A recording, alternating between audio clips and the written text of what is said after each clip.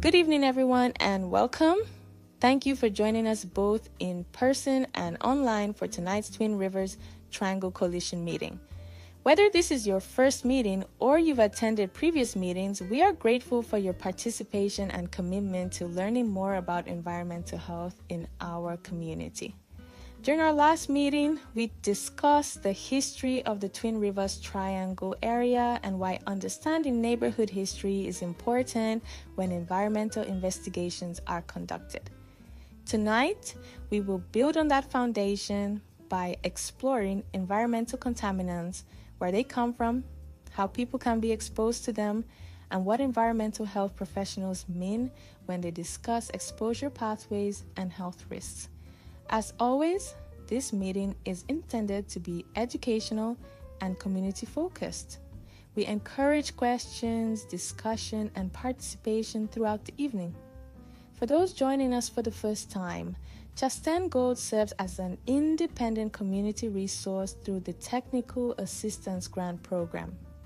Our goal is to help residents understand technical environmental information and provide opportunities for community participation throughout the environmental review and cleanup process. We believe informed communities are empowered communities. Chasten Gold Nonprofit is committed to advancing environmental health, racial equity, housing stability, and community empowerment across Sacramento and surrounding counties. We work in partnership with residents, organizations, and public agencies to amplify local voices, deliver independent technical assistance, and address systemic barriers through direct service and advocacy. Our focus is to engage and empower the impoverished and unhoused veterans, families, and troubled individuals who seek assistance with employment and shelter, by matching them with appropriate services in the local area. Environmental cleanup projects are most successful when communities are informed and actively engaged. Your questions, experiences, and perspectives help ensure that environmental decisions consider the people who live, work, and play in affected communities. Tonight's discussion is another opportunity to strengthen that understanding. Always remember this tagline: your voice and our support for a healthier future. By the end of tonight's meeting, you should feel more comfortable hearing technical terms such as contaminants, exposure pathways, and environmental health risks. We'll focus on high-level educational information that helps residents understand common contaminants, exposure pathways, health basics, and environmental investigations without becoming overwhelmed by technical language. Here is an overview of the Tag Grant Twin Rivers Triangle site information that you will find on our socials and also in the handouts you'll find today. Common contaminants. The word contaminant simply refers to a substance that is present in a place where it may cause concern. Not all contaminants automatically create health risks. The key questions environmental professionals ask are: what is present? How much is present? Where is it located? Can people come into contact with it? These questions help determine whether additional investigation or cleanup may be needed. Many environmental investigations focus on contaminants that have historically been associated with industrial activities, transportation, manufacturing, and land use practices. At sites across California, environmental professionals often investigate metals, petroleum products, solvents, pesticides, and other industrial compounds. These contaminants may enter soil, groundwater, air, or surface water under certain circumstances. Let's talk more about the exposure pathways. One important concept is that contamination does not always happen suddenly. Many environmental concerns develop slowly over time. A small leak from an underground tank, repeated spills, or historical disposal practices can create environmental impacts that remain long after the original activity has ended. This is one reason why environmental investigations often examine historical property records and land use information. One of the most important concepts in environmental health is the exposure pathway. A contaminant can exist in the environment, but if there is no way for people to come into contact with it, the risk may be significantly reduced. Environmental scientists study how contaminants move and whether exposure pathways are complete. This helps determine appropriate protective actions. 4 common pathways are touching contaminated soil, breathing contaminated dust or vapors, drinking contaminated water, and eating contaminated food. Remember, no pathway equals no exposure. Environmental health professionals evaluate many factors when considering potential health concerns. Exposure is not simply about whether a contaminant exists. Frequency, duration, concentration, and individual circumstances all matter. For example, occasional contact with a substance may be very different from repeated exposure over many years. This is why risk assessments are conducted using scientific methods and available data. Risk depends on the type of contaminant, amount present, frequency of exposure, duration of exposure, and individual characteristics. Understand that children, older adults, and sensitive populations may experience different levels of vulnerability in this matter. For tonight's research spotlight, we will focus on exposure pathways.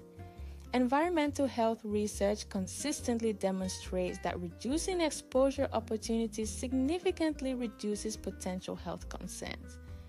This means that practical measures such as proper cleanup, dust control, site barriers, and public education can be highly effective tools for protecting communities. Environmental protection often begins with understanding how exposure occurs. Now we are going to go into our community question. This is an excellent question submitted by a community member. If contamination is underground, should residents automatically be worried? The answer to this question is not necessarily. Environmental professionals evaluate whether contaminants are present and whether exposure pathways exist.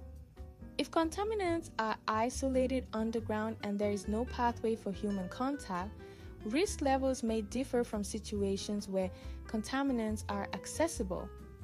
That is why site investigations focus heavily on sampling and exposure evaluations.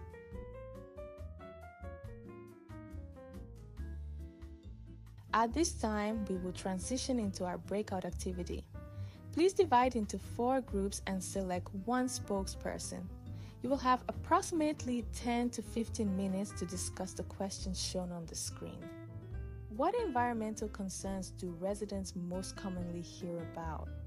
Which exposure pathways seem most relevant in our community? What information would help residents better understand environmental health issues? How can community education reduce unnecessary fear while encouraging awareness?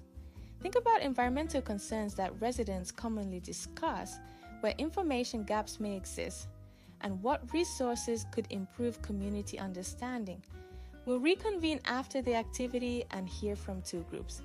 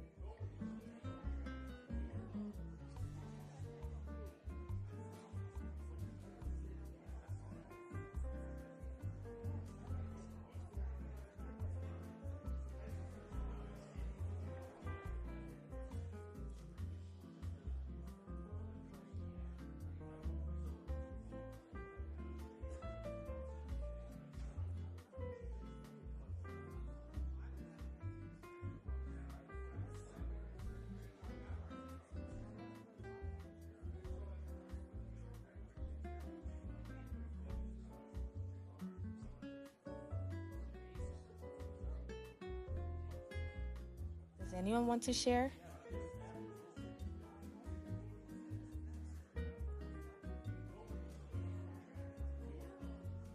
No? It's okay. I heard a lot of your responses while walking around. If you're watching this online or at home, please leave your answers below in the comments section or chat. Let's spend a few minutes discussing what staff have received from our community members. Several themes emerged from working hours this past week. Residents want information that is understandable. Residents want transparency. Residents want practical information about protecting themselves and their families. What additional ideas do participants have? Answer online, please. We have some questions from the community that I thought would be important to say today. And for our topic, Angela W. asks, can contamination be seen with the naked eye? Well, sometimes contamination can be visible, but many contaminants cannot be seen, smelled, or tasted. Sampling and laboratory analysis are often necessary. James B. asked, does every contaminated site require cleanup? James, not always. Cleanup decisions depend on contaminant levels, exposure pathways, land use, and regulatory requirements. Monica P. asked, how do children become exposed to contaminants? To answer this question, children may be exposed through contact with soil, dust, water, or other environmental media, depending on site-specific conditions and exposure pathways.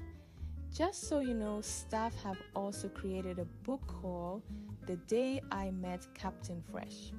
It talks about how to remain safe while playing outside and the importance of hygiene. I'll place a link below for your watching in both English and Spanish. Lastly, Carlos H. asked, what should residents do if they notice unusual odors?